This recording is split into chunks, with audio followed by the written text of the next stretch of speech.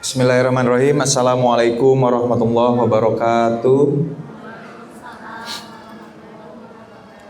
Alhamdulillahilladzi khalaqal mauta wal hayata liyabluwakum ayyukum ahsanu amalan. Asyhadu an la ilaha illallah wa asyhadu anna Muhammadan abduhu wa rasuluhu la nabiyya wa la rasula ba'da. Rabbi israh li sadri wa yassir li amri wahlul 'uqdatam min lisani yafqahu qawli. Subhanaka la ilma lana illa ma 'allamtana innaka antal alimul hakim. Allahumma sholli ala Muhammad, Allahumma sholli ala Muhammad, Allahumma sholli ala Muhammad. Alhamdulillah. Jemaah sekalian, alhamdulillah ya. Hari ini kita bisa bertemu lagi. Mudah-mudahan ini juga yang membuat kita mendapatkan wasilah. Tadi ya saudari MC ya, teteh MC sudah menyatakan man salaka torikon yaltamisu fihi ilman sahalallahu lahu torikon ilal jannah ya. Barang siapa yang keluar rumah dan meniatkan, ini hadis ini aku sering ulang-ulang karena aku suka banget hadis ini ya. Jadi kalau Akang Teteh berangkat ke, dulu waktu aku S3 di Jogja, pernah mengkonseling beberapa pasangan yang kemudian akan bercerai ya. Mereka mengikuti alurnya. Nah, di KUA Sleman itu di belakang itu ada tembok. Nah, di tembok itu dipasangkan kaligrafi hadis ini. Jadi aku kalau kesana tuh 2 minggu, kalau salah bolak-balik 2 minggu itu pasti ngelihat hadis ini ya. Man salaka torikon yaltamisu fihi ilman sahalallahu lahu torikon ilal jannah. Man cing saha jalma ya, barang siapa yang berjalan keluar rumah meniatkan diri sengaja untuk melakukan aktivitas dan berpegang teguh pada ilmu, yaltamisu. Jadi beda sama yumsiku, cuman asal nyentuh. Kalau yaltamis itu megang erat. Jadi kalau yumsiku tuh cuman sentuh aja ya. Wa'tasimu, wa'tasimu bihablillahi jami'a, itu cuman nyentuh.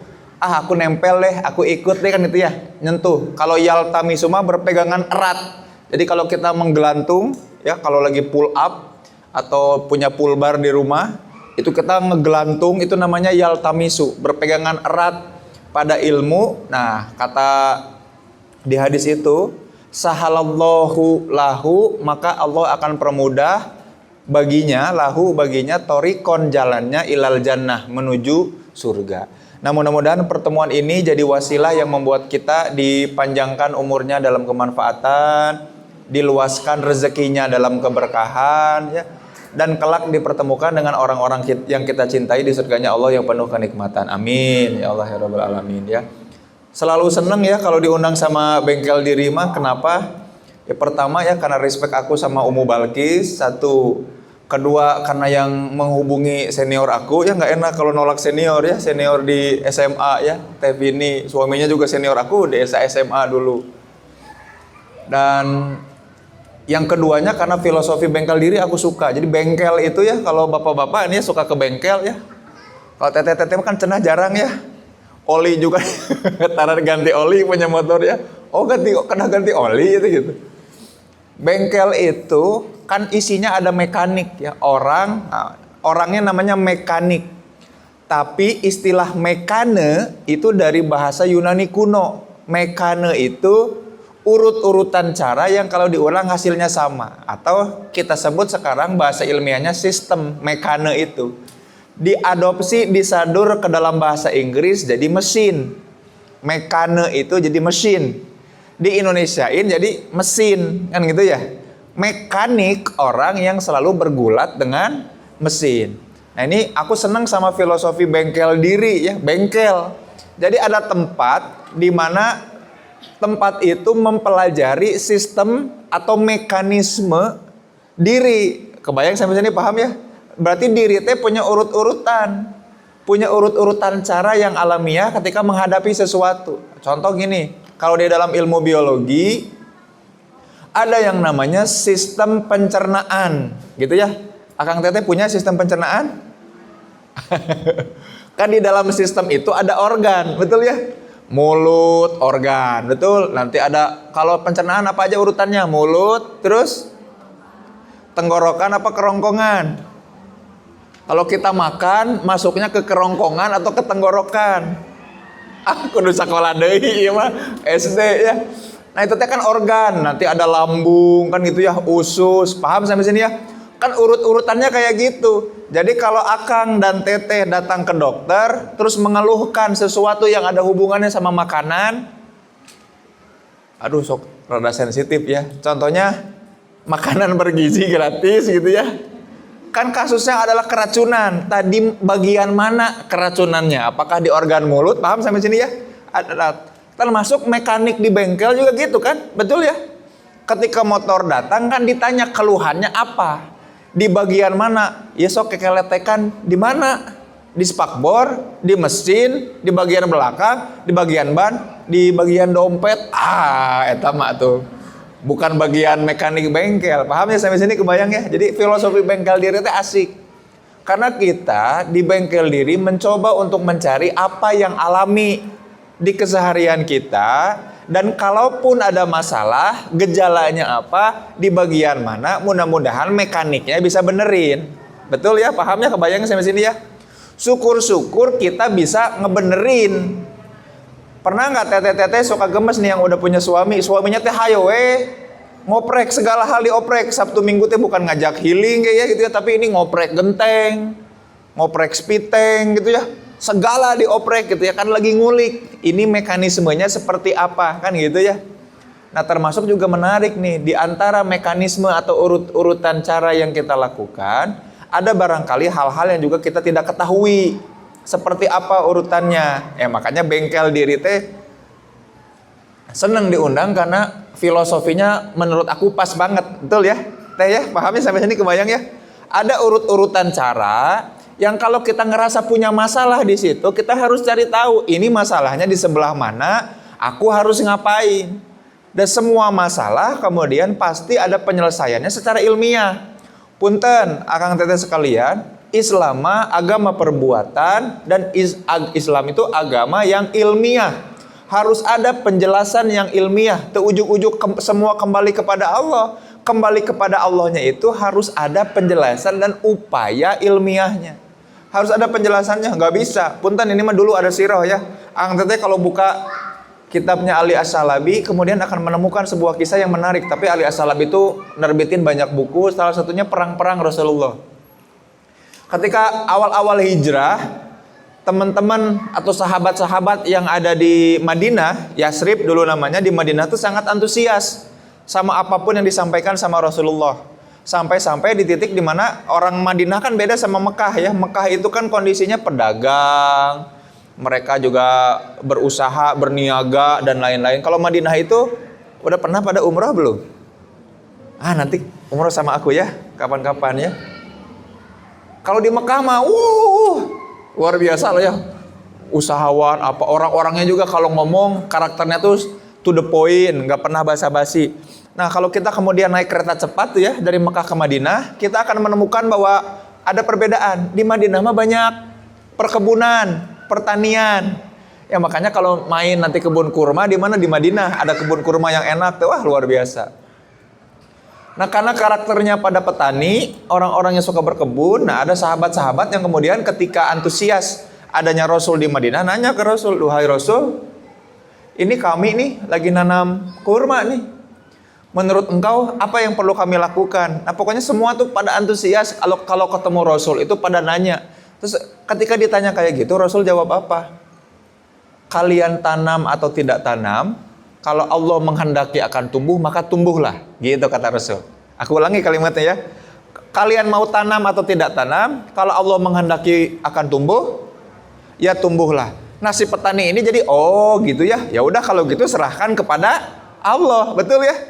Akhirnya kemudian diantep itu kebun. Tadi kukumaha. Hasilnya kayak gimana akhirnya? Ya nggak panen kan gitu ya. Lalu balik lagi nih orang-orang ini ke Rasul. Rasul, kemarin kita nanya gini, engkau bilang seperti itu, maka kami lakukan apa yang engkau katakan. Tapi hasilnya tidak sesuai keinginan kami. Jawaban Rasul apa? Antum a'lamu fi umurid dunia. Kamu lebih paham untuk urusan dunia. Nah, di sini kemudian penting banget untuk ngasih tahu ke kita semua bahwa pentingnya berupaya dan ngulik secara detail, dan itu tuntunan Rasul juga. Jadi jangan semua-semua alah kalem lah. Udahlah, ilmu mah dari Allah. Kalau Allah mau menghendaki ilmu turun ilmu itu. Tapi kita nggak pernah belajar, nggak pernah mau baca, nggak pernah datang ke kajian. Di kajian juga karena tuntutan sosialita dan posting di sosial media gitu ya. Hal-hal itu membuat kita jadinya salah dalam memahami apa yang kemudian penting bagi diri. Mudah-mudahan sampai sini kebayang ya. Mudah-mudahan sampai sini kebayang. Maka kemudian ketika kita, nah ini salah satu konsepnya adalah beribadah. Ketika kita beribadah, maka itu tuh bukan transaksi kita sama Allah gitu. Ya Allah, aku udah rajin ibadah, tapi kenapa kebaikan-kebaikan belum datang menghampiriku gitu. Sholat abdi rajin, puasa rajin, terus apalagi ibadahnya sedekah rajin.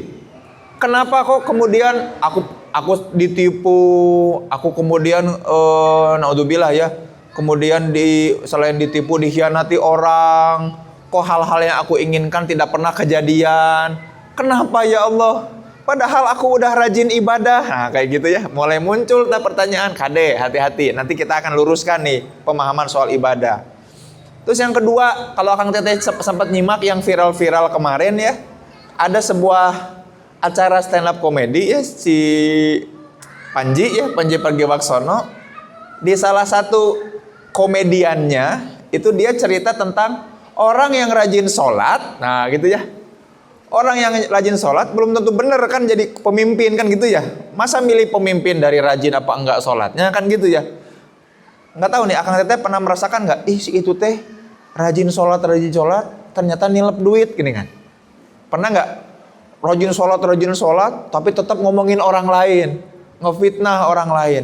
Nah jangan salahkan rajin sholatnya, karena perilaku belum tentu beriringan berhubungan sama rajin sholat. Punten aku punya prinsip yang mungkin akan bikin Akang Teteh ketawa, tapi bener.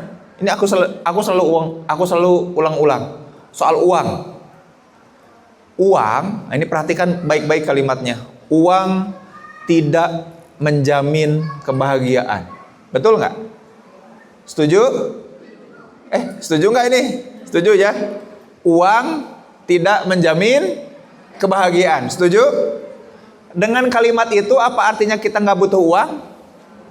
Bukan kan? Nah makanya aku ulangi kalimatnya. Uang tidak menjamin kebahagiaan, apalagi nggak punya uang. Betul ya? Artinya punya uang aja tidak menjamin kita bakal bahagia. Sok mangga Akang Teteh lihat. Jadi kami ya, aku sekeluarga, aku istri, anak-anak diundang ke sebuah kota, di mana di kota itu ada orang yang benghar pisan lah, ngundang kami nih sekeluarga. Kang Zen main ke sini yuk. Dijamu itu mah, dikasih villa gede pisan, ada kolam renangnya, disediain mobil ya, dikasih aku jadi penasaran karena mobilnya bagus waktu itu ya. Jadi dia Mercy, tapi Mercy-nya Mercy yang gede teh kan apa gitu, aku lupa namanya. Enakeun pisan, benghar pisan. Terus istri aku teh bilang ini ke aku, "Pah, pengennya kita sekaya ini." Terus aku bilang, "Tenang. Kalau mula kita dengerin yuk cerita dari yang ngundang kita, permasalahannya apa?" Ya, itu ya. Karena kalau ngelihat punya hartanya mah pengen, betul ya. Tapi kalau nanti ditanya ujiannya apa, permasalahannya apa, jangan-jangan kita bae sakieu ge alhamdulillah ya gitu. Taunya benar, ya Allah ya Robbi, Masya Allah, Tabarakallah, Subhanallah, Astagfirullah, Na'udzubillah. Jadi pokoknya jadi ingat Allah aja. Ketika yang ngundang itu udah mulai sharing, bercerita, ya curhat sama aku teh. Kang teh bayangin atuh, dalam sebulan penghasilannya dengan usahanya yang berbagai macam, itu bisa nyampe 13 miliaran. Sebulan 13 miliar. Aku megang atau punya rekening 1 miliar wes dugi ka ayeuna can pernah nya ningali 1 miliar. Tapi masalahnya ya Allah ya Robbi, kita teh langsung astagfirullah. Nah, beres dari situ, istri aku sengaja aku ajak ya, anak-anak suruh main, seneng ya karena dijamu ya. Dijamu, jadi ada nyediain supir diantar ke wahana apa, main kemana, kita seneng aja. Pas pulang dari situ kembali ke villa tempat kita menginap, lalu aja ngobrol sama istri, kumaha mom, kata gue teh, masih mau nggak? Dengan ujiannya seperti itu mah lieur ya. Kita syukuri aja apa yang ada, dan alhamdulillah. Karena ternyata ujiannya, paham sampai sini kebayang ya? Makanya punten, Kang teh, kalau Akang teh sekarang ngerasa ibadah adalah bagian dari transaksi, salah. Ibadah bukan bagian dari transaksi kita sama Allah. Hati-hati. Termasuk tadi, punya uang aja tidak menjamin kebahagiaan, bukan berarti jangan punya uang. Betul ya? Punya uang banyak aja tidak menjamin kebahagiaan. Nah, sama logikanya sama kayak gini. Percuma ibadah rajin wae ari ternyata. Nah, bukan gitu. Ibadah itu tidak jadi jaminan bahwa kita akan bahagia di dunia, bukan. Ibadah itu juga bukan jaminan bahwa kemudian kita akan jadi baik-baik aja, tidak kemudian dijahati sama orang lain, kan gitu ya. Makanya setelah selesai sholat kan ada doanya, Allahumma inni a'udzubika min golabatid dain wa qahrir rijal, ya, supaya nggak diheureuyan di jalan, nggak ketemu sama bapak-bapak yang ngerokok sambil naik motor, yang hasibnya sama calacahnya teh masuk ke mata kita, kan gitu ya. Itu kan dijaga sama Allah karena kita berdoa hal itu. Tapi belum tentu. Nah, tapi gini, kalau ibadah kita belum tentu membuat kita jadi orang yang baik, orang yang bahagia, bukan berarti jangan ibadah. Paham sampai sini ya? Benerin ibadahnya, benerin cara kita mendapatkan uang dan mengelola uangnya. Sampai sini jelas? Paham dulu kebayangnya? Karena kalau enggak, kita akan selalu mikir bahwa apa-apa yang kita lakukan teh transaksional gitu. Aku ulangi lagi. Nanti kita mikir bahwa apa-apa yang kita lakukan teh jadi transaksional. Ya Allah, aku udah sholat, maka aku berhak dong. Saha maneh cek Allah teh. Betul ya? Ya Allah, aku rajin sedekahnya. Mana 10 kali lipat. Katanya janji engkau kalau aku nyumbang 5.000, 10 kalinya berarti berapa? 5.000 kali 10 jadi 50.000. Mana ya Allah 50.000? Bukan gitu ya. That simple ya. 5.000 kali 50.000, 1 tambah 1 2 ya. 11 kali 11 jadi perkalian. Hati-hati Akang Teteh. Nah, ini yang pengen aku benerin. Jadi kalau Akang Teteh kemudian merasa ini teh apa judulnya teh? Ibadah. Kemudian tidak, kok ibadah kok akan tetap gini-gini aja ya. Mari kita benerin ibadah. Kang teh, ibadah wajib kita sehari-hari itu teh sebagai tanda upaya kita untuk apa? Mohon ampun sama rasa syukur. Nah, kalau di dalam dunia filsafat ilmiah mah ada yang namanya teosentrik atau teosentrisme. Ya, jadi isme itu ide bahwa sesuatu itu baik dan benar. Isme, makanya sesuatu yang disematkan sama isme berarti hal itu teh seolah-olah baik dan benar. Contoh, ini contoh heulanya. Nasionalisme, ide bahwa mengedepankan kepentingan nasional itu baik dan benar.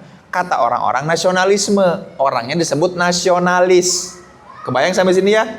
Liberalisme, apa tuh liberalisme? Ide bahwa mengedepankan kebebasan itu adalah sesuatu yang baik dan benar. Namanya liberalisme. Apalagi materialisme, ide bahwa segala sesuatu teh harus ada materinya, harus ada wujudnya.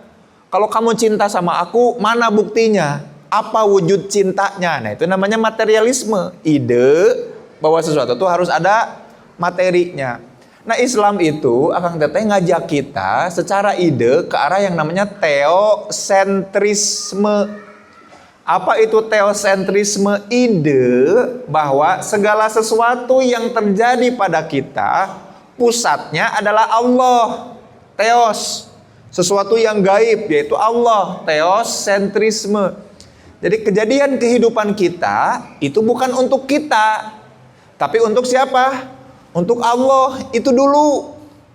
Makanya kemudian beratnya dakwah Rasulullah karena berusaha meyakinkan Orang-orang yang antroposentris, apa itu antroposentris? Berpusat pada dirinya sebagai manusia, untuk ngasih tahu bahwa kita mestinya berpusat kepada Allah. Punten, Kang teh dari rumah kita pengen datang ke Al-Latif tepat waktu tanpa macet kahayang urang, betul ya? Karena dengan kahayang urang, dengan ekspektasi kita, maka kita di kepala membangun skenario bahwa jalanan akan lancar, betul? Jalanan akan baik-baik aja, angin sepoi-sepoi, nggak terlalu panas dan nggak hujan, kan gitu ya.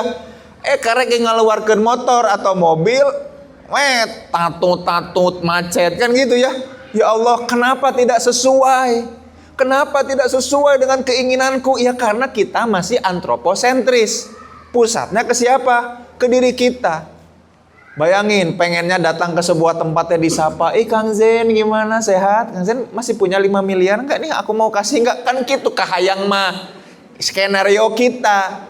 Tong GR, karena hidup ini bukan skenario kita. Hidup kita ini hanya untuk Allah. Skenario-nya kumaha Allah. Maka mestinya teosentris. Kebayang sampai sini jelas ya?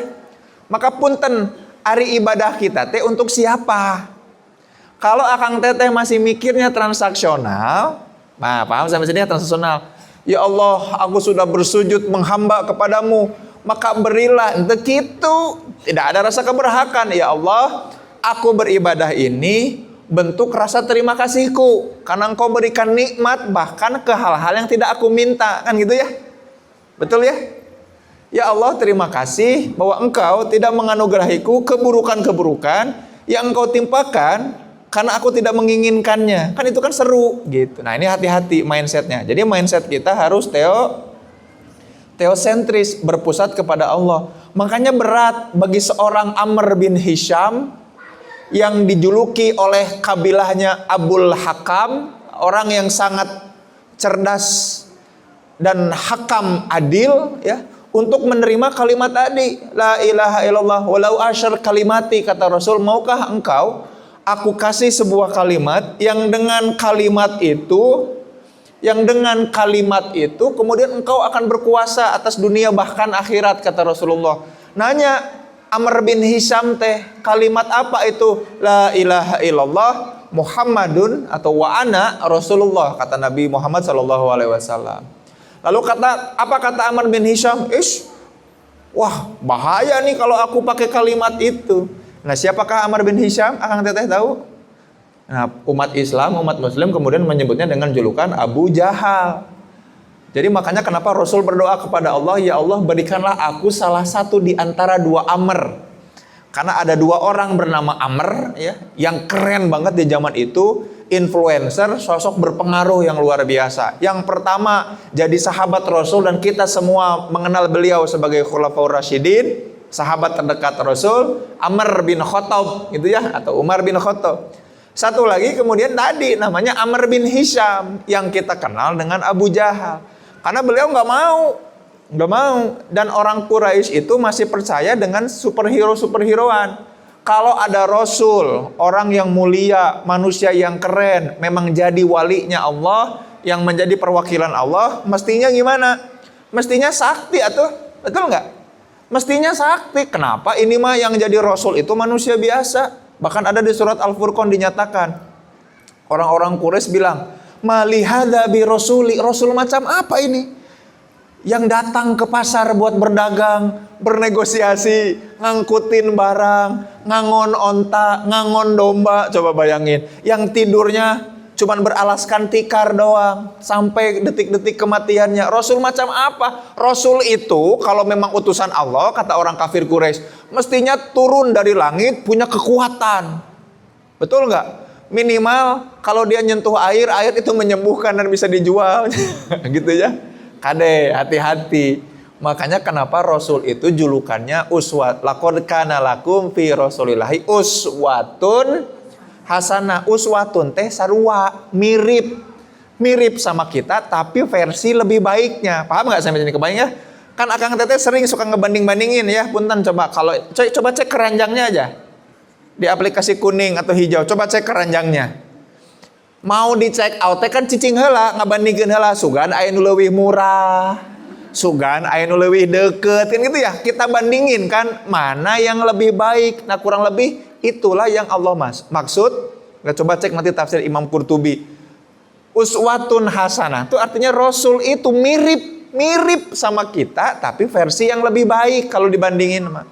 Makanya kata uswatun sawaun di ayat lain itu ke orang-orang kafir. Innalladzina kafaru, sesungguhnya orang-orang kafir sawaun, sarua wae. A'andzartahum am lam tundzirhum la yu'minun. Mau dikasih tahu nggak dikasih tahu, mereka tetap tidak beriman. Sama aja, sarua wae. Jadi tidak ada perbedaan yang signifikan kalau bahasa ilmiahnya mah. Mau dikasih tahu atau nggak dikasih tahu, mereka nggak beriman. Itu buat kafir. Tapi kalau buat Rasul itu uswatun hasanah, mirip sama kita. Mirip sama kita. Rasul mah tidurnya sedikit, kita sedikit-sedikit. Mirip kan? Bedanya cuma sedikit. Kalau Rasul mah makannya sedikit, kita mah sedikit-sedikit. Tipis kan bedanya ya? Tipis. Makanya kalau Akang Teteh sekarang rajin ibadahnya, seneng ibadahnya, seneng nih ibadah seneng. Antusias, rajin ibadah tapi hati tetap resah. Jangan-jangan ibadah kita masih transaksional, Akang dan Teteh sekalian. Mohon maaf, kita nggak pantas. Namanya juga hamba, nggak pantas minta sesuatu yang memaksa. Kecuali dalam dua hal, istilahnya namanya imperatif. Maka kemudian berbagai ulama ya,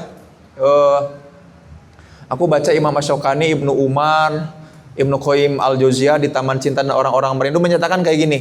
Tidak berhak kita kemudian manusia itu berdoa kepada Allah meminta dengan spesifik dan imperatif. Imperatif teh maksa kecuali dalam dua hal. Minta magfirah, masuk surga, sama ampunan ya, magfirah, ampunan yang membuat kita dapat rahmah, dua itu.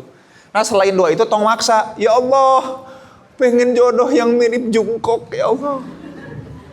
Mirip Taehyung atau sekarang kayak gitu.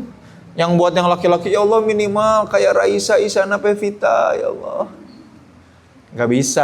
Gak bisa sespesifik itu pun dan tidak pantas kita. Karena Allah lebih tahu. Kita minta spesifik, emang baik buat kita. Emang kita sanggup, ya Allah please tahun ini per bulan 1 miliar aja. Sanggup gak ngelolanya? Bisa gak? Nanti kita jadi liar gara-gara 1 miliar itu. Nanti Allah kan gak suka. Allah lebih tahu apa yang baik buat kita. Tanpa kita minta pun Allah udah ngasih yang terbaik. Sayangnya kita nggak bisa nangkep itu. Nah, keresahannya itu karena kita mindsetnya masih transaksional, transaksi, dan kita nggak bisa nangkep skenario Allah apa. Nah, kasih ya Allah. Makanya coba cek manusia-manusia mulia zaman dulu mah doanya nggak pernah spesifik. Bukan berarti nggak boleh. Kade hati-hati. Jangan-jangan kita juga nggak layak dan nggak berhak untuk doa-doa yang untuk dapetin hal-hal spesifik itu. Betul nggak? Contoh gini.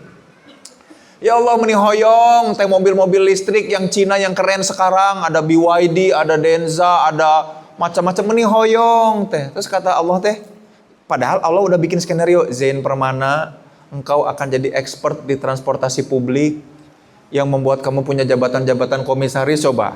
Terus aku minta dikasih mobil. Atuh terjadi kebaikan buat orang lain juga gara-gara ada transportasi publik ya. Paham nggak sampai sini, kebayang nggak? Makanya kita tuh manusia teh kerdil pikirannya, gak besar cara kita memandang realitas kehidupan. Jadinya kita dikerdilkan dengan doa-doa sepele. Hati-hati ya, angan teteh ya, hati-hati. Ya Allah, mengapa hidupku begini? Padahal ini kehidupan terbaik yang bisa kita upayakan, dan memang kita belum memantaskan diri lebih dari itu. Jelas sampai sini ya? Maka kalau ibadah kemudian membuat kita masih resah, istighfar, jangan-jangan kita mindsetnya masih transaksional. Tingali, ya Allah, aku udah sholat untukmu. Hei, untukku, nah maneh nagih, bayang nggak? Aku udah sholat, mana kebaikannya? Nggak bisa gitu. Hati-hati, nggak boleh gitu, nggak bisa. Ya. Yakin nggak, Kang Tete? Yakin nggak? Nggak gitu. Jadi bahkan Nabi Ibrahim, ini aku ulang-ulang terus cerita Nabi. Bahkan Nabi Ibrahim aja ketika minta sesuatu sama Allah, disuruh kerja dulu. Ya Allah, tunjukkan kepadaku bagaimana engkau menghidupkan kembali yang mati. Robbi arini kaifa tuhil mauta. Kata Allah, emang kamu nggak beriman? Wala tu'min, lihat ma'innal qalbi. Dan supaya hati aku makin yakin, disuruh dulu. Nggak tiba-tiba Allah lakukan. Disuruh dulu Nabi Ibrahim melakukan sesuatu. Maka cek lagi. Jangan-jangan cara berpikir kita soal ibadah masih kurang tepat. Bukan berarti nggak percuma lah tuh kudu deui salat. Salah, bukan. Jangan-jangan salatnya kita niatnya kurang lurus, salatnya kurang pas, mindsetnya masih transaksional. Jika aku begini maka begitu, enggak. Makanya kalau Allah mau, jadi kalau kita mau menghitung nikmat Allah yang Allah berikan pada kita saat ini, niscaya sedih kita. Kita nggak mampu buat bekerja. Kenapa? Karena sibuk untuk memohon ampun dan beribadah sama Allah. Maka ketika Rasul terus sholat malam sampai kakinya bengkak, coba bayangin, sholat malam bukan sholat wajib, sholat sunnah. Sholat malam sampai kaki Rasul bengkak, ditanya sama istrinya, duhai sayangku, suamiku, kenapa engkau sholat terus? Bukankah engkau termasuk orang yang dimaksum, yang diampuni kalau pernah melakukan dosa? Terus Rasul bilang apa? Nggak boleh gitu kalau aku bersyukur. Paham nggak sampai sini? Betul ya? Kebayang ya? Kang teh bayangin kalau di kepala Akang teh selalu ada bayangan bahwa aduh nafas ini dari Allah, bersyukur dulu, moal gawe-gawe.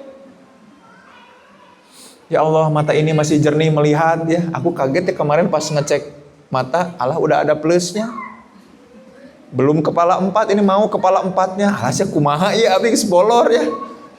Plusnya oke badak gitu. Dan itu kan ciri ya Allah betapa nikmat ya orang-orang.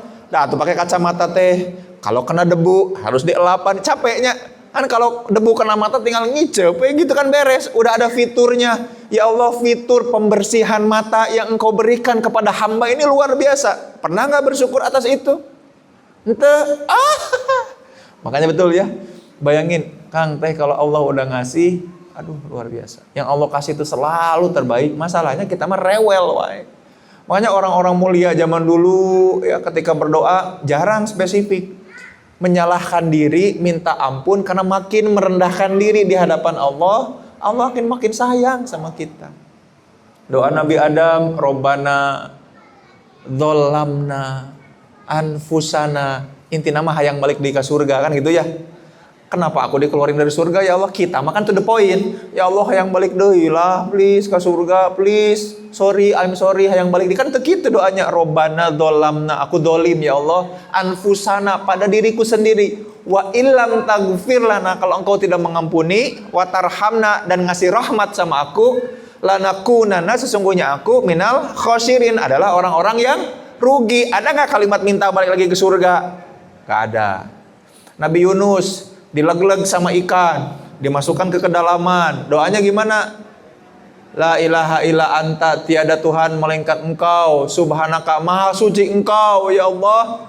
Ini kuntu sesungguhnya aku tergolong sebagai minad dzalimin, orang-orang yang nyalahkan diri sendiri. Itu namanya intropunitif di dalam istilah psikologi, nyalahkan diri.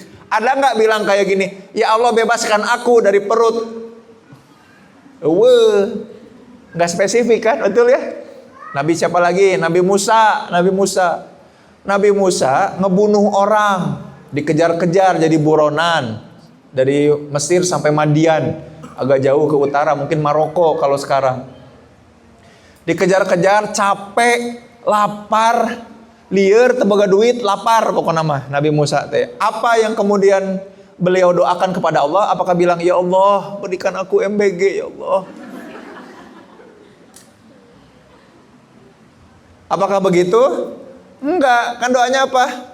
Robbi ini lima anzalta min khairi fakir, ya Allah, di antara semua kebaikan yang ada di sisi engkau, aku fakir, aku membutuhkan. Coba kalimatnya.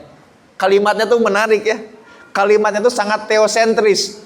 Ngerti banget bahwa mereka, beliau-beliau yang mulia ini adalah hamba. Apa ya yang paling rendah apa? Bubuk rengginang di kaleng kongguan. Nggak usah ditinggalin deui. Itu mindsetnya. Robbi ini lima anzalta ilayya min khairi fakir. Ya Allah, di antara semua yang baik-baik di sisi engkau, aku fakir. Nggak spesifik hayang dahar. Dan apa yang Allah kabulkan lebih dari yang kita butuhkan. Yang dikasih oleh Allah ke Nabi Adam bukan hanya surga, tapi juga kemudian keberkahan, karena kemudian ada lahir anak-anak Adam. Betul ya? Kan itu semua keberkahan, betul ya? Doa-doa yang dari beliau itu kan kepake terus sampai sekarang.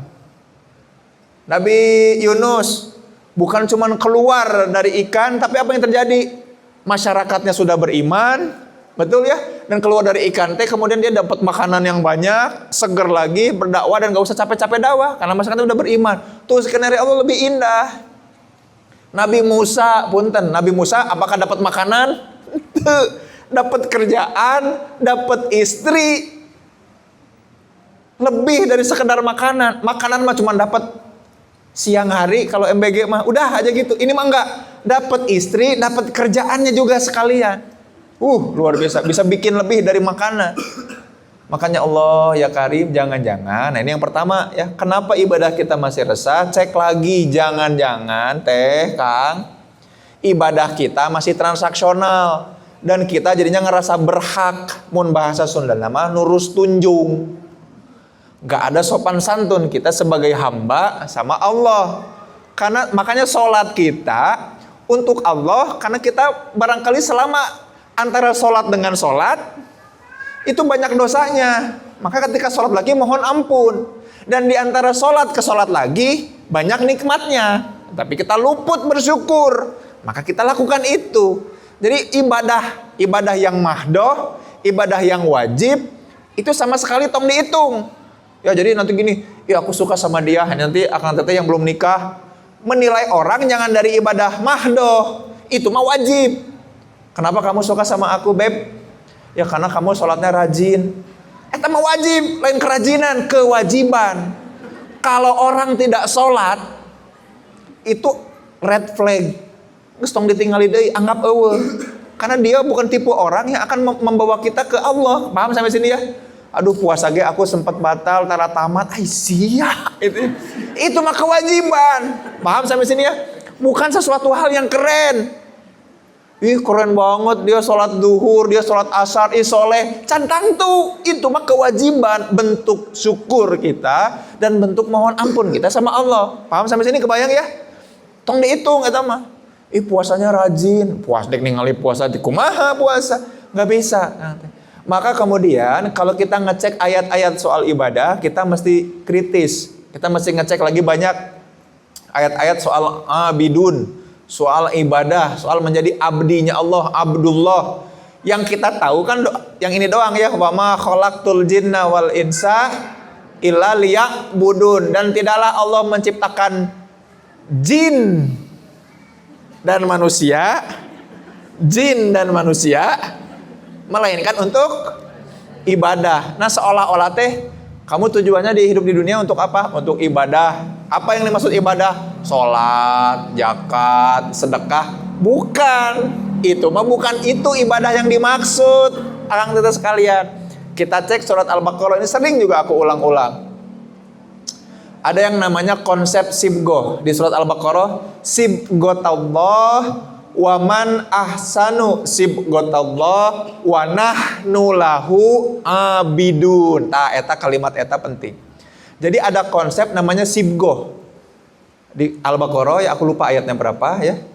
Mantap keren pisannya Ustaz tadi Hidayat mah apal ya, jadi ayatnya, suratnya, posisinya. Aku mah jabat nyimpen sendok tadi di mana poho, nyimpen naon poho. Ada konsep yang namanya sibgoh teteh.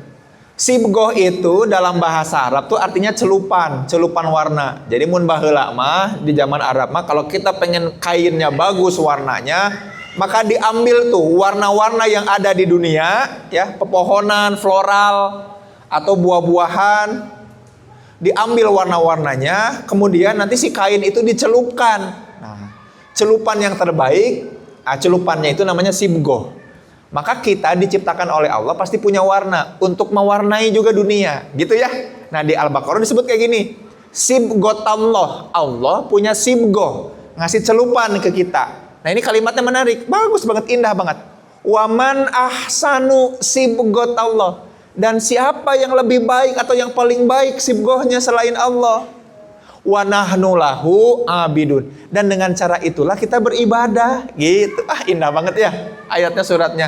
Jadi di ayat itu mau bilang kayak gini, ada konsep yang namanya sibgoh, celupan warna Allah untuk kita, dan siapa yang lebih baik selain Allah, dan dengan cara itulah kita beribadah. Maka tugas kita kalau pengen ngomongin soal ibadah, adalah nyari tahu akang teteh ari kita hidup di dunia ini untuk mewarnai dalam hal apa. Eta nu kudu diteangan teh. Makanya itu yang kemudian jadi buku aku namanya Membangun Keluarga Perspektif Psikologi Islam. Aku tulis di situ. Kenapa terjadi perselingkuhan? Kenapa terjadi pengkhianatan? Kenapa terjadi kegalauan, keresahan? Jangan-jangan kita nggak pernah kenal sibgoh kita apa? Aku selalu bilang ke istri aku, ngajak keluarga aku untuk punya visi, punya sibgoh. Duhai istriku, duhai anak-anakku, sibgoh kita adalah mewarnai kesehatan mental umat. Kita, Zain Permana, istri dan anak-anak harus jadi solusi atas kesehatan mental umat. Itu sibgoh kita. Dan dengan cara itulah kita beribadah. Wakafkan diri kita di hadapan Allah. Insya Allah dipermudah. Maka di tengah jalan godaan banyak. Aduh udah ceramah kayak gini teh. Ibu-ibu teh. Yang jannatu, Kang. Janda beranak satu, ya dan lain-lain teh banyak godaannya. Sampai di titik istri aku mah udah pasrah dan bilang kayak gini, "Pah, insya Allah aku mah akan ridho kalau kemudian papa suka atau deket." Nggak bisa gitu, Mom. Tugas kita tuh ngecek sibgoh. Sibgotullah wa man ahsanu sibgoh. Fokusnya di situ. Itu aja cantang tu balik. Iya geus nambahan mitoh. Saudara mikir, kan itu nambah mertua. Kalau bener.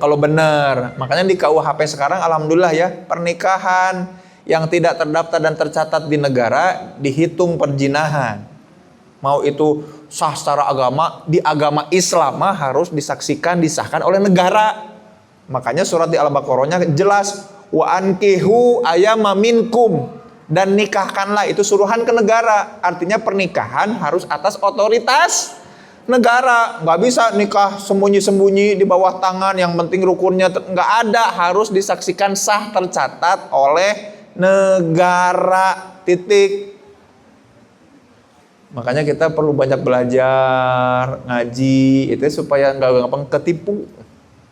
Ya, seolah-olah benar padahal bahaya. Nah, alhamdulillah nih ya, salah satu hal-hal yang di antara hal-hal lain yang kontroversial, nah seenggaknya inilah yang aku setujui lah di KUHP sama KUHP baru ya.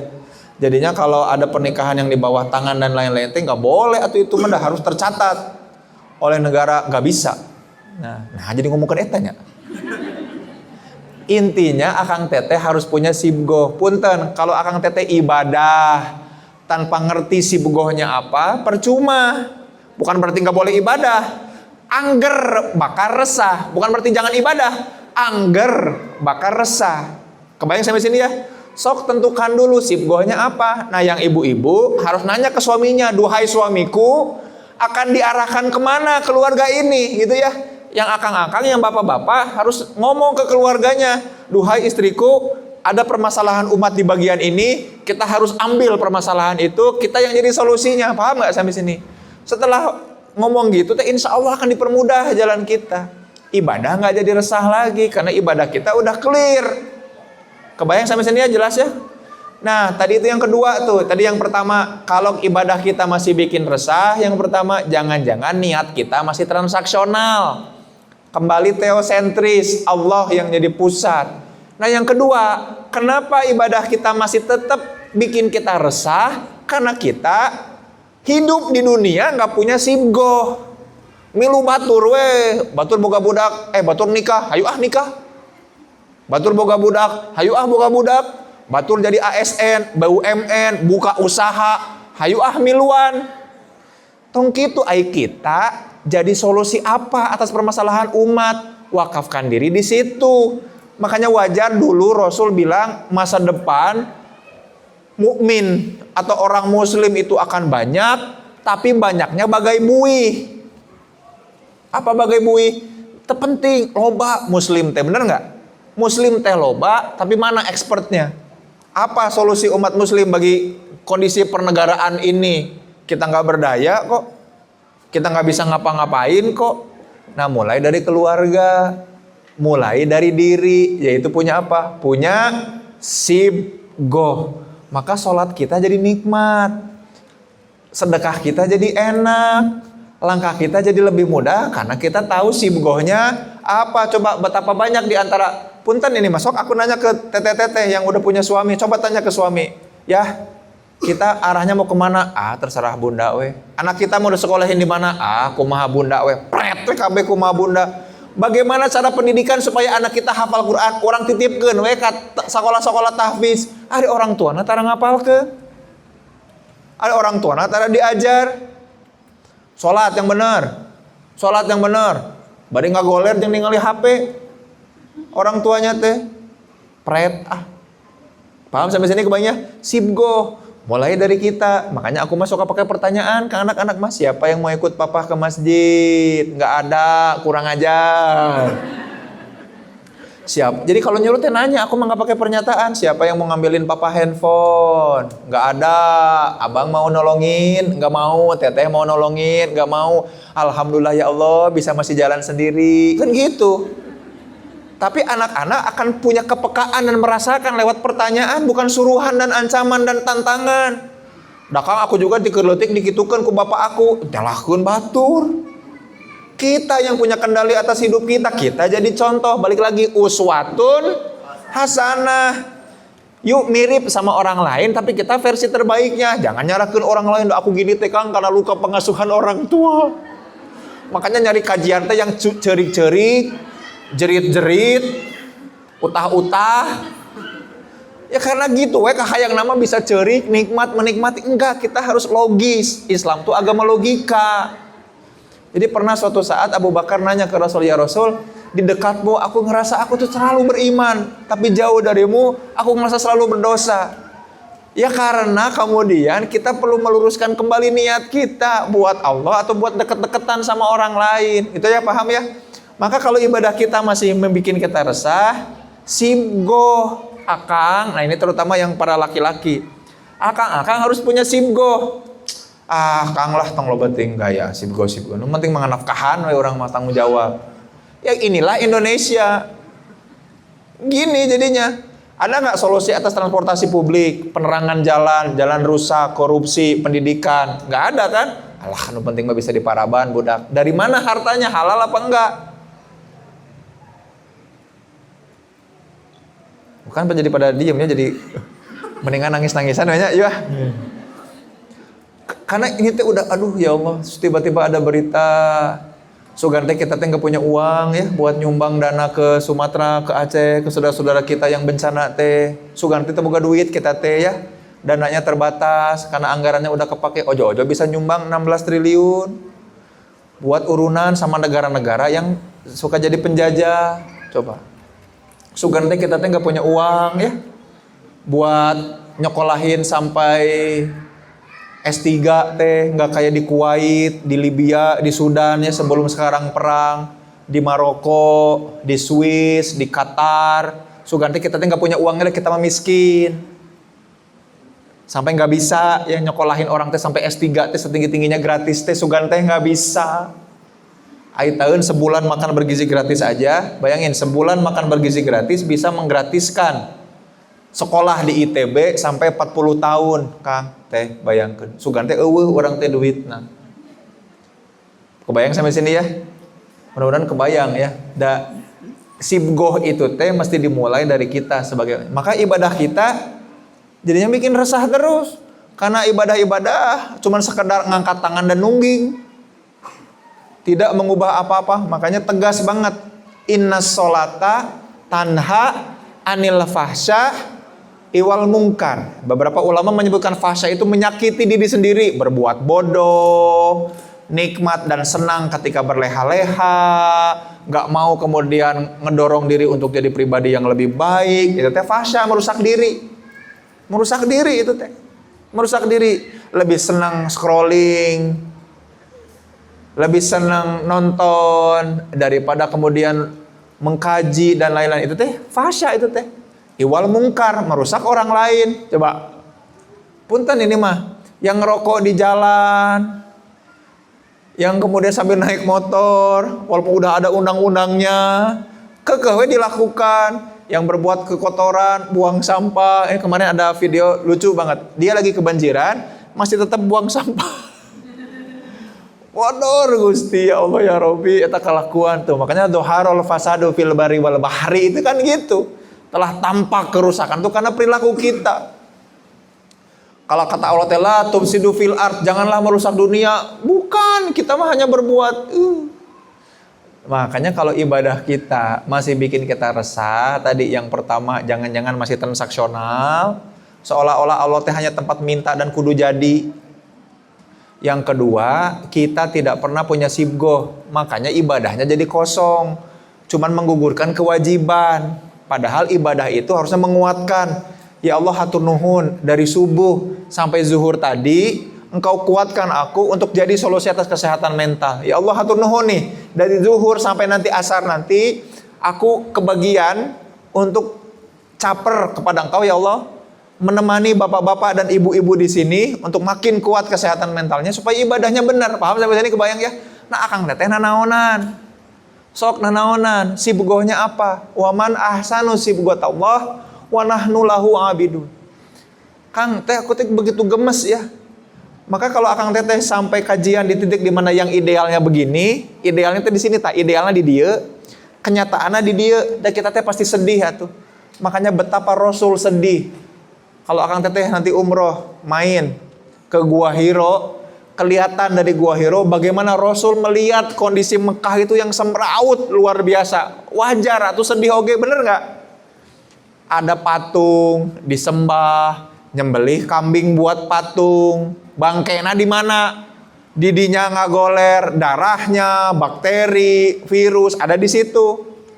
Makanya kenapa orang Mekah nitipin anak-anaknya ke Baduy?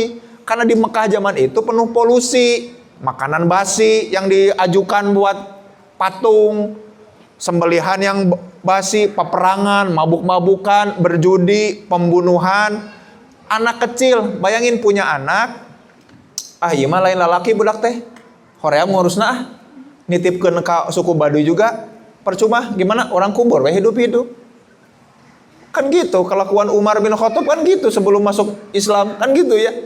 Coba ngelihat itu resah nggak? Idealnya di sini nih Rasul teh ngelihat kondisi masyarakat segini.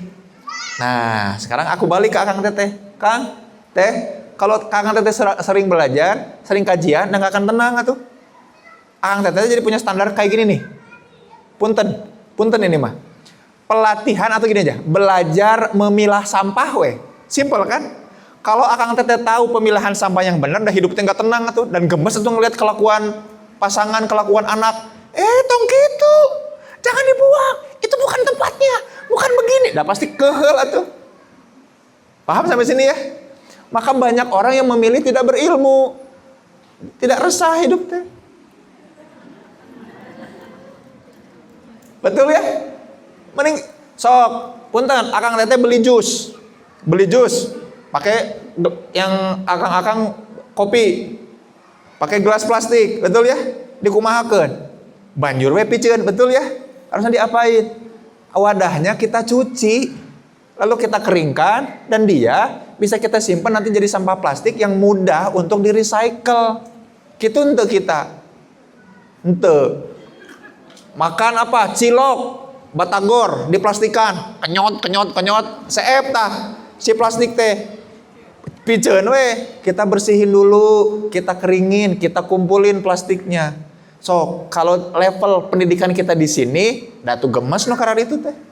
Mangga yuk, makanya kapan-kapan yuk main deh ke Swiss, ke Jepang, ke Korea. Ke Jepang we minimal murah 6 jutaan tah, tiket pesawatnya 6 juta. Murahnya cek nu beungharnya nu recehna murah teh cek anu tadi 13 miliar per bulan.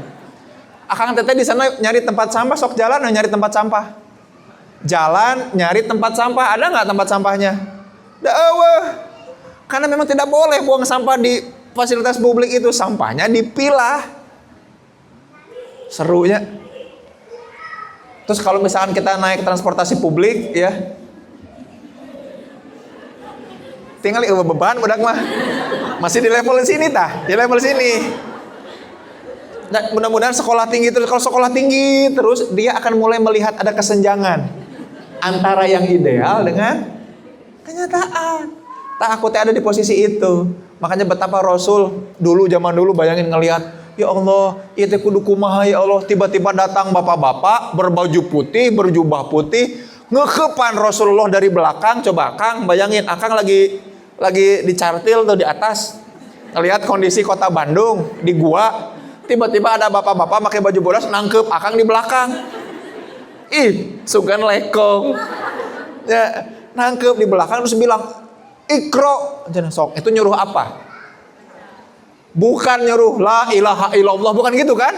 Tapi nyuruh apa? Ikro.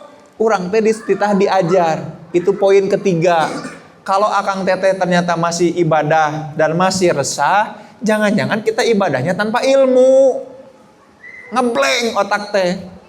Assalamualaikum, geberas geberus. Ya makanya kenapa sih kamu teh sholat cepet-cepet? Makin ahli mah makin cepet melakukan sesuatu. Ya, kan lain gitu kan? Itu teh ciri bahwa kita tanpa ilmu. Karena ada itminan, ketenangan lahir lewat tumaninah. Ada penelitiannya. Aku lagi ngebimbing 2 tesis tentang itu ya, tumaninah. Tumaninah itu jeda. Living in the moment, kalau istilah ilmiahnya, jeda tumaninah diajarkan sama Rasul. Nikmat, ya Allah ya Robbi, luar biasa. Kang teh, maka poin ketiga, kalau ibadah akang teteh rajin ibadah, tapi aku masih resah, jangan-jangan tanpa ilmu. Jangan-jangan ilmu kita hanya sekedar di ibadahnya, bukan di dampak dari ibadahnya.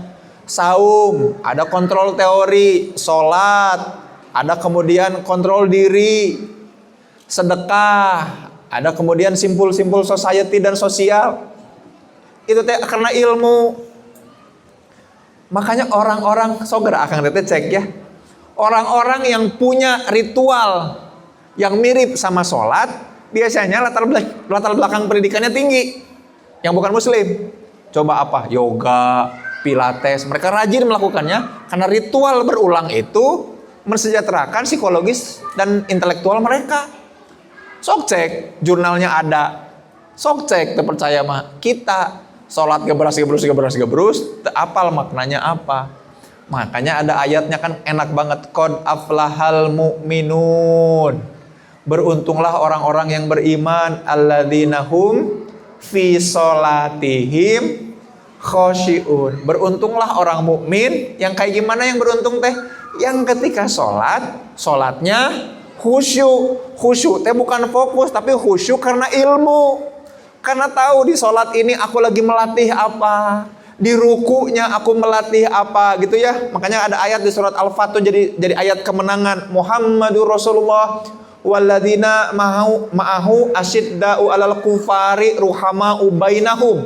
Nah ini nih, tarohum rukkaan pas ruku, sujadan pas sujud. Itu jadi momen-momen di mana orang-orang mukmin mah, orang-orang muslimah menikmati proses itu teh karena ilmu. Bahkan sujudnya aja diteliti sama orang-orang yang ilmiah mah, saking sujud teh jadi bagian penting. Rasul padahal udah bilang zaman dulu, ada hadis riwayat Muslim, aqrabun nasi ilallah fahuwa sajidun fa'aktirud du'a. Sedekat-dekatnya hamba dengan Allah itu ketika sujud. Fa'aktirud du'a, perbanyaklah berdoa. Kenapa posisi sujud jadi posisi penting? Kalau Akang Tete ingat masa zaman Covid 2021 ada penelitian, kalau kita engap dan sesak, posisi yang dilakukan ngapain? Apakah terlentang? Bukan, disuruh apa? Sujud. Ih, ya Allah luar biasa, eta keren pisan. Ada penelitiannya lagi. Mangga terpercaya tah keureut cili MC. Kalau terpercaya mah ada jurnalnya, bisa aku kasih nanti artikel-artikel ilmiahnya. Dan ketika sujud apa yang terjadi? Akang Teteh selain pernapasannya jadi bagus, darah mengalir deras ke dalam prefrontal cortex dan juga kemudian menghasilkan menstimulus medial prefrontal cortex. Apa itu medial prefrontal cortex? Theory of mind. Keputusan, problem solving, kesadaran, pusatnya di sana, distimulasi ketika kita sujud, maka apapun doa kita, dia akan hadir ke kesadaran dalam diri kita. Itu ilmiahnya. Jadi bukan berarti kita akan dikabul doanya, bukan. Tapi ketika sujud itu, hal-hal yang kita dambakan, impikan, inginkan, masuk ke kesadaran, membuat kita bisa berstrategi dengan kesadaran itu yang optimal. Itu intinya. Jadi pas kita sujud perbanyak doa, kan doa-doa itu kemudian akan jadi sugesti positif yang akan melahirkan kebiasaan-kebiasaan baik dalam hidup kita. Diulang, sok sehari berapa kali sujud? Berarti 17 rakaat kita sehari bener ya? Berarti 17 kali sujud ya? Dikali 2 ya, betul ya? 34 kali ente oge nya bener tuh nya. That simple, aing mah teu bisa ngitung, that simple. Walaupun mama aku guru matematika, aku tetap orang psikologi ya, orang sosial. Jadi ngitung rada hese. Bener ya? 34 betul ya? 34 kali dibiasakan sujud, belum yang sunahnya. Coba bayangin. Artinya kesadaran-kesadaran positif hadir Kang mun make ilmu. Maka kalau kita lagi resah, 1, kita masih transaksional, 2, gak punya sibgo, 3, gak pakai ilmu gitu. Maka kita hidupnya akan capek, asa eueuh batur, kesepian. WHO mun teu percaya cek website WHO 2023, 2024 selalu rilis di bulan Mei 2024 bilang kayak gini, yang membuat orang terganggu mentalnya, trigger atau pemicu utamanya adalah apa? Kesepian, loneliness. Dan siapa yang paling banyak di antara semua penduduk kita di Indonesia yang lonelinessnya paling tinggi? Sholat kesepian angger. Kenapa? Kosong, hampa. Tadi sholatnya transaksional, ibadahnya tanpa ilmu, ibadahnya tanpa sibgo. Jelas sampai sini ya, kebayang ya?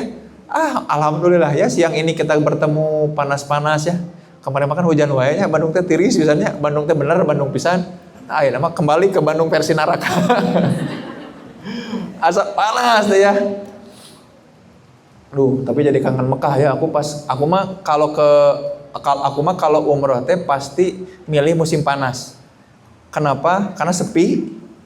Kan yang ramai mah bulan September, Oktober, November, Januari, Februari itu mah pada berangkat, ada musim dingin di sananya. Aku mah nggak bisa aku mah tiis saeutik, mending ngagoler disimut. Justru pas panas mah, wah yo semangat. Ya. Nah makanya kalau aku mah umroh biasanya Juni, Juli, pas panas-panas nawe. Agustus, resep dirinya mah. Nikmat ya Allah. Biarin melepuh kaki asal tidak melepuh ketika di neraka nanti kan gitu ya. Aku menikmati, enjoying itu. Tinggal siram ku air jam-jam, nikmat. Tapi itu balik lagi ya, ibadahnya kan terasa hampa gitu teh. Makanya kalau nanti termasuk ketika akang teteh umroh nih ya.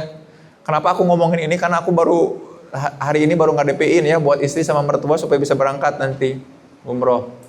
Jadi terngiang-ngiang tuh. Bahkan ketika akang teteh jalan misalkan ya lagi syai itu ya. Lagi syai itu kan ada nanti tuh ada lampu hijau tuh di atas. Jadi kita jalan cepet. Nah pas bagian lampu hijau kita lari kecil. Karena di situ ibunda Hajar itu lari di situ lari kecil. Nyari-nyari ya saking paniknya. Robbik fir warham, menikmati ya Allah. Ya Allah, sepanjang menjalani kehidupan ya Allah di Indonesia teh perih ya Allah. Perih aku teh. Aku teh dapat untung sebagai orang psikologi, banyak orang yang gangguan mental teh untung aku. Karena klien banyak, betul ya? Tapi kan bukan itu mauku ya Allah. Aku ingin tuh orang tuh makin sehat, makin bahagia, makin sehat mental ya Allah. Maka pas lari-lari kecil teh bari nangis aku teh. Robbik fir warham ya Allah. Aku mohon ampun dan mohon rahmahmu, kasih sayangmu. Ini teh berat hidup aku teh. Aku punya punya usaha berat ya Allah. Maka lari-lari gini mah aku sanggup ya Allah. Tapi permudah urusanku. Itu ya. Pas lagi tawaf, aduh ya Allah tawaf. Lagi tawaf bersiliweran sama orang lain ya. Aku barengnya waktu itu sama Senegal, bayangin. Orang Senegal ngahiliwir, ngalewat ya Allah. Panggilannya Senegal, Bangladesh. Tapi nikmat banget ya Allah. Aku teh muter-muterin apa atuh? Ngulang-ngulang kegiatan apa di dunia ini teh? Jangan-jangan aku teh nggak pernah melibatkan Engkau ya Allah. Maka wajar kalau aku sampai lupa sama diri aku karena aku tidak melibatkan Engkau ya Allah dalam kalimat-kalimat. Nah maka poin keempat, ibadah kita Akang Teteh tidak pernah membuat kita bahagia dan selalu ngajak kita resah? Karena kita tidak pernah serius dalam melibatkan Allah di situ. Tidak pernah serius dalam melibatkan Allah di situ. Ya Allah, udah enaknya minggu-minggu gini teh tidur siang, ya enggak? Atau ngapain kayak ya chill, masak gitu ya sama anak, ngapain atau ngecek pepoean. Nggak segaring atau ente siang-siang gitu atau siang-siang ini mah enak ngabaso nyapanya nikmat teh luar biasa.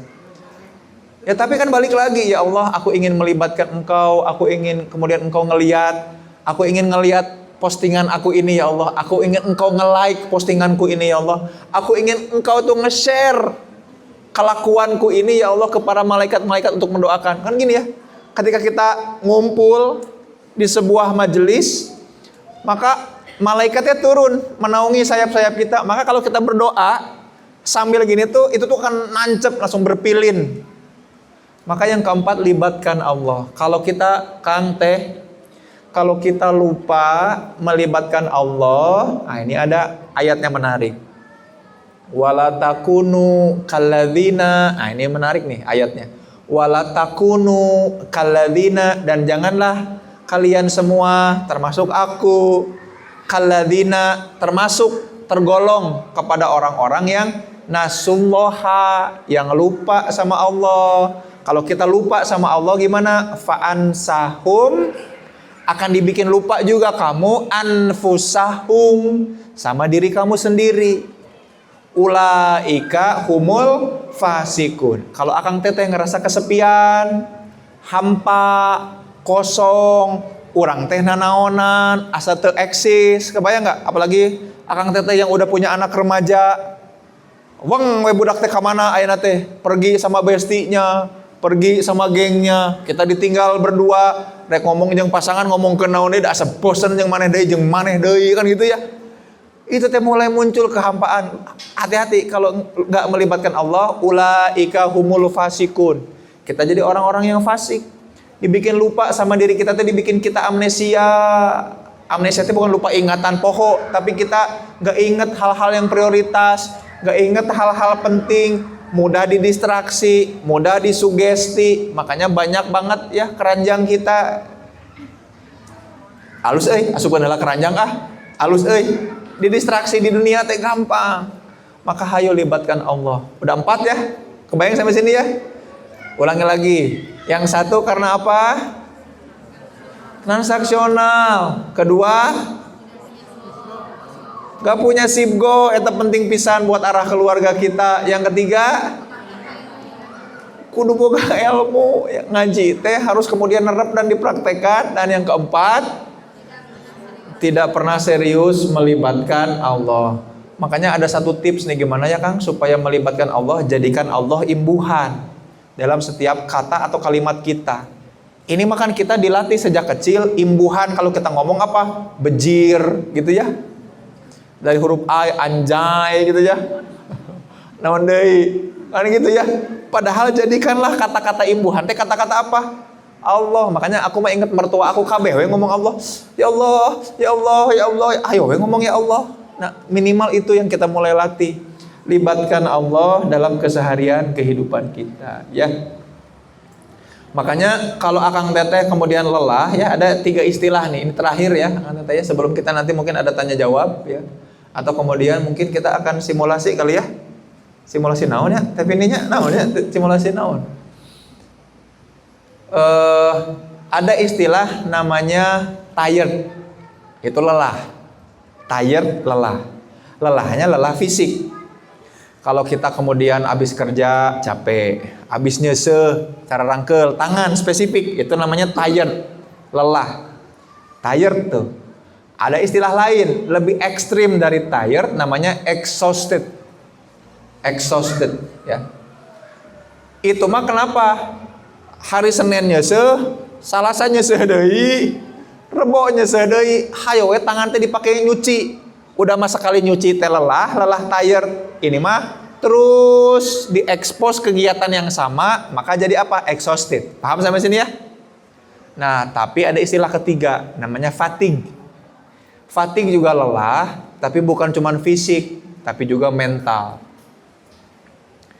Aku lagi nemuin banyak banget ya. Nah, di beberapa kampus sekarang lagi neliti pakai alat ukur yang dikasih WHO namanya DKM, deteksi kesehatan mental. Nah, kemarin aku ngecek yang UPI, karena aku dosen di UPI sekarang, ngecek di UPI, dari Civitas Akademika UPI ada yang DKM-nya teh merah hampir ke hitam.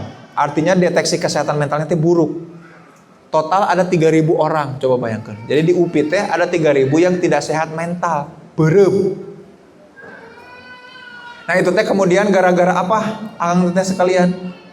Gara-gara tadi ternyata aktivitasnya melelahkan. Bukan cuma melelahkan secara fisik, tapi juga secara mental. Matakna nyeuseuna kudu bahagia. Bayang ya? Nyeuseuh yang pakai ilmu. Nyeseh yang bukan transaksional, taku aing geus diseseh. Paham ya? Itu mah transaksional. Paham gak sampai sini? Ternyata 4 prinsip tadi tolong dipakai ke dalam keseharian, karena kalau enggak mental kita bakal breakdown. Dan itu teh banyak banget yang mental fatigue namanya. Sakit mental kita, nah hanya orang teh ojol-ojol kieu, teh gara-gara sakit mental. Banyak, bayangin di UPI aja, di institusi yang deket aku aja kayak gitu. Apalagi sa-Bandung, apalagi sa-Indonesia. Paham sampai sini ya? Yang kemudian tidak pakai 4 prinsip tadi dalam kegiatan kehidupan sehari-hari, atau akang teteh makin lelah. Makanya beungeut makin kolot, umur muda keneh. Ai beungeut kolot, umur masih muda, tapi awak udah rungkan. Sagala karasa. Punten, bel palsi zaman dulu, stroke ringan itu hanya terjadi di atas umur 40. 5 tahun 10 tahun terakhir terjadi di umur 20-an. Bel palsi teh ojo-ojo sengklek muka teh. Hati-hati. Angina, hati-hati. GERD. Maka mudah-mudahan kita jadi orang-orang yang selalu dianugerahi oleh Allah ya. Kesiapan, kekuatan untuk bisa beribadah, tapi ibadahnya dengan cara yang tepat dan baik-baik aja. Akang teteh sekalian, izin ya, kita duduk yang tegak dulu, silahkan di posisinya duduknya tegak ya, sampai kerasa dulu agak tenggeng nih, kerasa si tulang-tulang punggung ada krek gitu sedikit, ada tong nepi ka potong. Sudah, pastikan tegak. Lalu kemudian dari kondisi tegak itu kita ajak untuk rileks tapi nggak bungkuk, rileks tapi dalam kondisi tegak, bisa nggak? Yuk. Coba atur kondisi duduknya supaya tegak tapi tetap rileks. Tegak tapi tetap rileks. Tegak tapi tetap rileks. Akang teteh sekalian, mohon izin. Dalam hitungan 5, mari kita pejamkan mata kita secara perlahan ya. Jangan tiba-tiba merem. Tapi dalam 5 hitungan nanti aku pandu, kita kemudian mulai pejamkan mata. Siap ya? Dalam 5 hitungan kita siap untuk memejamkan mata dengan kondisi duduk yang tadi. Yuk, bismillahirrahmanirrahim. Siap-siap. 1,